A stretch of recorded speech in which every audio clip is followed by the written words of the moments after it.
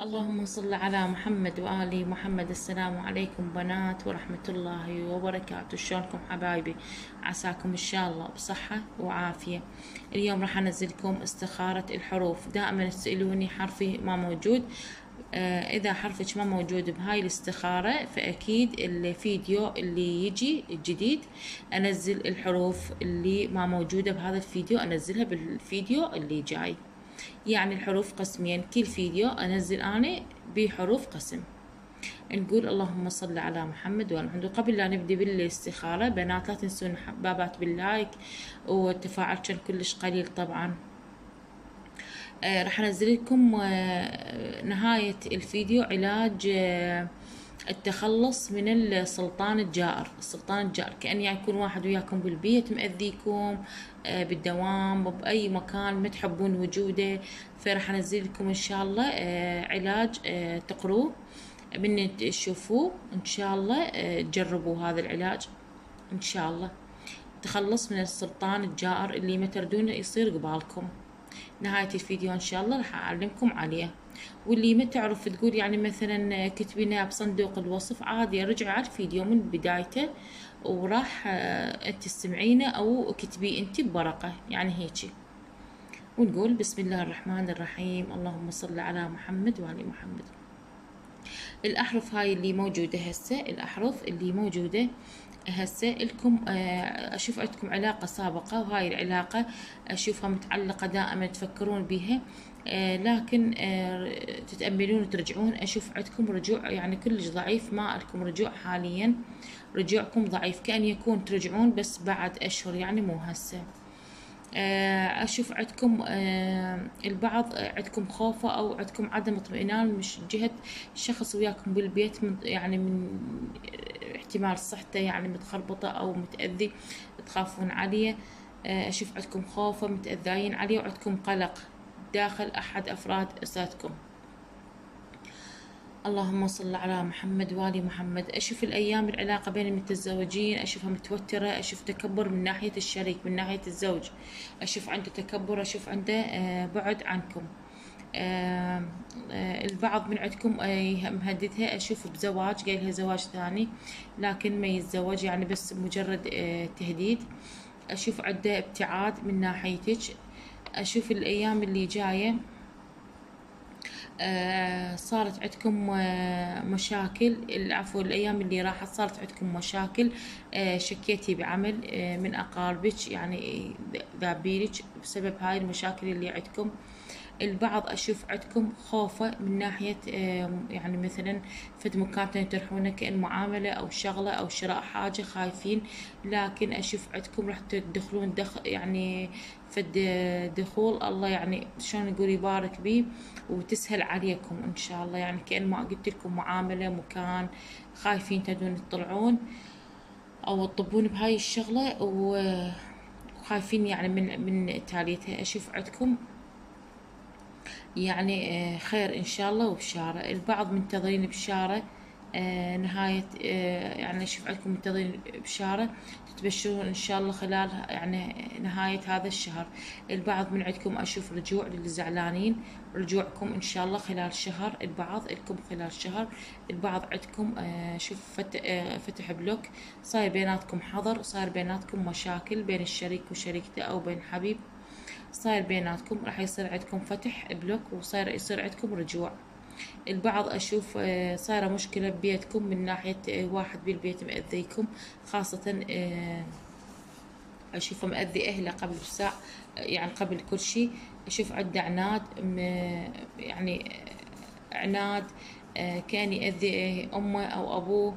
أشوفه يوقع بمشكلة يعني ويظل حير بيها لأنه بسبب عناده أو بسبب ما يسمع كلامكم. البعض أشوف عندكم دعاء بسبب شغلة أو فد ضيق صايرين يعني واقعين بيه. أشوف عندكم فرج بسبب الدعاء، أشوف عندكم فرج إن شاء الله وخروج من الهم اللي أنتوا بيه. البعض من عندكم أشوف نجاح لكم.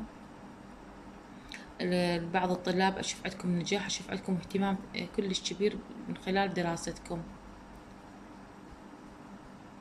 منتظرين فد مرسال بخصوص يعني فلوس تجيكم أو مبلغ مالي.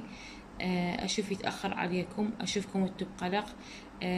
أشوف اثنين، البعض من عندكم متأذيين من ناحية شخصين، اثنين يعني من شخصين، أو يعني من أقربائكم أو معارفكم أو حتى غريب مأذيكم كلش، لأن أشوف ذولا اللي مأذيكم مو راحة أبد، لكن إلكم الخلاص من عنده. صلى الله محمد وآل محمد. أشوف البعض من عندكم شاكة بزوجها عنده علاقة ويا يعني ويا مرة ثانية، أو يريد يعني أو عنده شلون يقول، أو يريد الزواج من مرة ثانية. أكو البعض من عندكم شاكة، وأكو البعض من عندكم متأكدة يعني شايفته بعينها. البعض أشوف من عندكم خلال هاي الأيام القليلة أشوف عندكم دخول محكمة عقد قران. أشوف عندكم دخول محكمة وعقد قران، والبعض من عندكم أشوف عندكم دخول محكمة، لكن يعني دعوة بينك وبين الشريك. البعض من عندكم البنات اللي ما متزوجات أشوف قاعد تشتغلين شغل مال التابعة وقاعد ينجح عندك إن شاء الله. أشوفك يعني خلال هاي السنة الجديدة إلك خطوبة إن شاء الله، وإلكم فرحة ببيتكم. انتقالة طبعا البعض من عندكم من بيت إلى بيت. أشوف البعض قاعد يبنون أو يشترون بيت جديد. البعض من عندكم لكم انتقال خلال الأيام هاي اللي جاية، أكثر شي على السنة هاي الجديدة بدايتها. أشوف لكم انتقال للبعض بخصوص بناء أو بخصوص يعني انتقال من بيت إلى بيت، يعني بيت جديد، عتبة جديدة تصير عندكم. اللهم صل على محمد. البعض من عندكم شوف مراجعة دكتورة لازم، لكن الدكتورة أشوفها ما قاعدة تجيب نتيجة وياك. أشوف عندك خوفة من ناحية الحمل. أشوف صايرة مشكلة بين قطع أو عهد بينكم وبين أشخاص، صاير بيناتكم عهد لكن ناقضين العهد،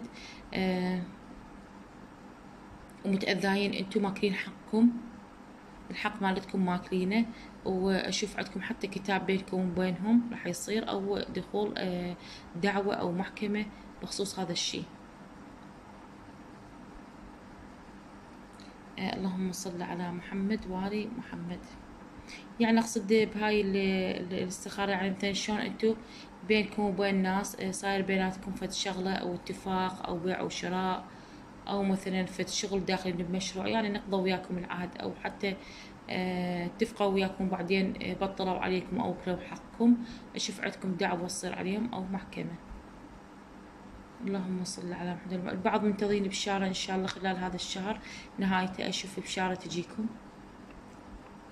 أشوف عندكم البعض زيارة المكان عندكم تدون مراد، يعني من عند يعني رايحين بقلبكم عندكم مراد إن شاء الله، راح تزورون فد مكان معين، مرقد معين إن شاء الله مطهر إن شاء الله إلكم استجابة دعاء، وإلكم يعني تحصلون مرادكم. البعض أشوفهم الأيام اللي جاية يشترون ذهب أو حلقات بخصوص يعني خطبة تصير بيناتهم أو عقد. أكثر شي أشوف بين يعني الحبيب وحبيبته، أشوف عندهم خطوبة وتلبيس حلقات، لكن أشوف من طرفه، أشوف أمه أو أبوه أو واحد من البيت ما قابل هاي الخطوبة. أشوف يعني شلون كأنه ما قوة صايرة عليهم، لكن أشوف الولد راغبك ويريدك.